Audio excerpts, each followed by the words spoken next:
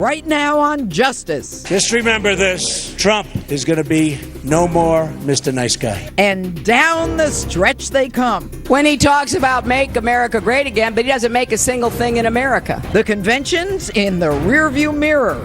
Hillary and the Donald hit the trail and remove the gloves with 100 days left before what will undoubtedly be a historic election. Plus, it was supposed to be the speech of her life. But did Hillary even hit the mark? Tonight, the opening statement that you've been waiting for. You'll get my take, and I want yours. What did you think of her speech? I barely could stay awake. Get ready, Hillary. Street justice is about to be served. I think she'd be better than Trump. Trump talk a lot of mess. Trump talk a lot of mess, but Trump signs in front of a lot of checks. Justice starts now.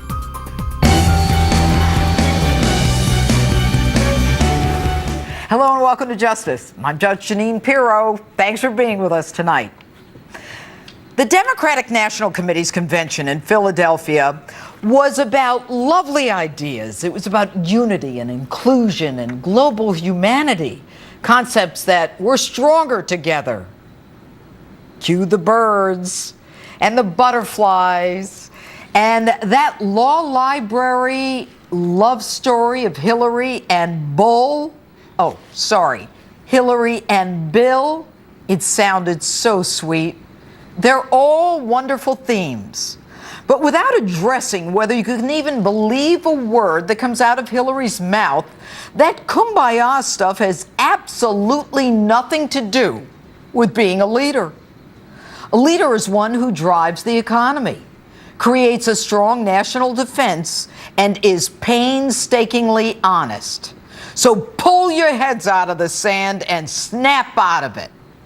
A leader is someone who protects you, who sets the stage so you can make a living and feed your family. What does this kumbaya fest have to do with the crisis that is facing Americans today? And whether you like him or not, Donald Trump talks about real issues. Hillary says he paints a dark, divisive picture of an America in decline. But ask yourselves, are you better off? Do you feel safer than you were before these two got into power? Is America more united than it was? Are race relations better? Is police esteem anywhere near where it was 8 years ago? It was during those Obama-Clinton years that 22 veterans a day committed suicide, not even able to make an appointment with a doctor.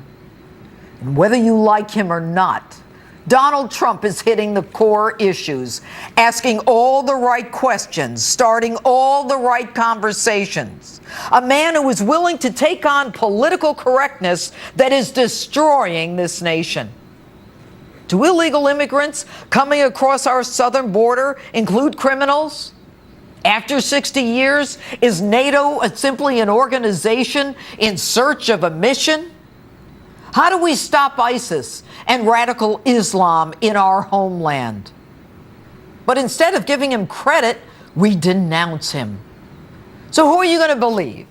The one who says she has the best of intentions and a heart of gold? Don't be so naive. Even a hard-boiled egg has a heart of gold. And the last night of the Democratic convention was all theater, political theater. Even Hillary's video was Hollywood orchestrated by Shonda Rhimes, who ironically writes the TV hit Scandal about a president having an affair in the White House. And while the theater of flag waving was going on inside the convention theater, the American flag was being burned outside as Mexican and Palestinian flags were being waved. Hillary, the consummate Washington insider, tells you that she will be your savior. In my first 100 days, we will work with both parties to pass the biggest investment in new, good-paying jobs since World War II. Didn't Obama already do that?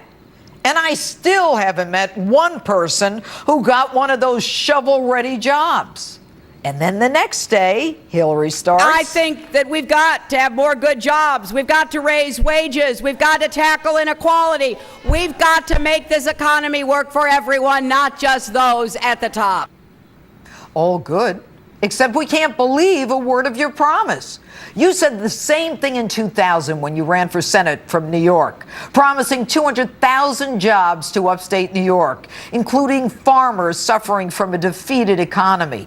Not only did you not deliver any of those 200,000 jobs, but New York suffered a net loss of 6,300 jobs.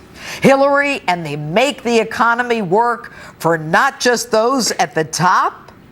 Aren't you the one at the top? You take your money obscene amounts from Wall Street. How did you go from being dead broke to being worth more than $200 million while in government?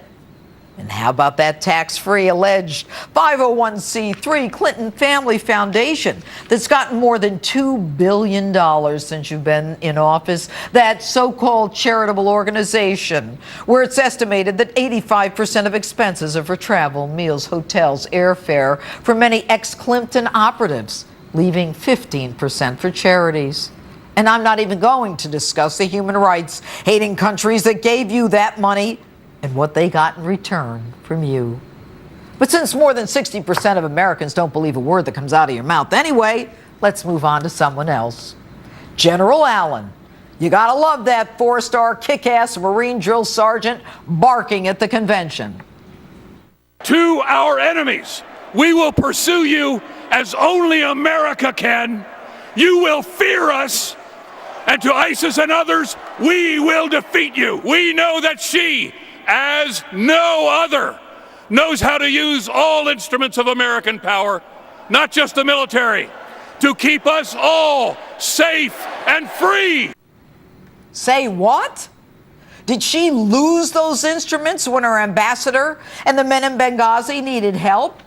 It was her use of American power as Secretary of State that started the disaster in Libya that culminated in Benghazi.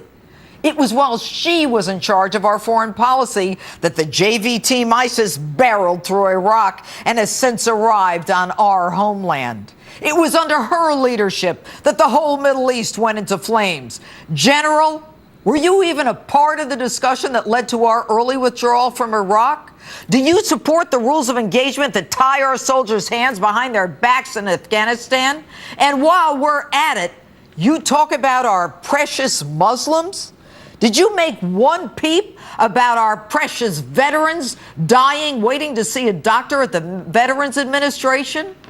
Did you object to the sequester, the reduction of our armed forces? With all due respect, General, you belittle yourself.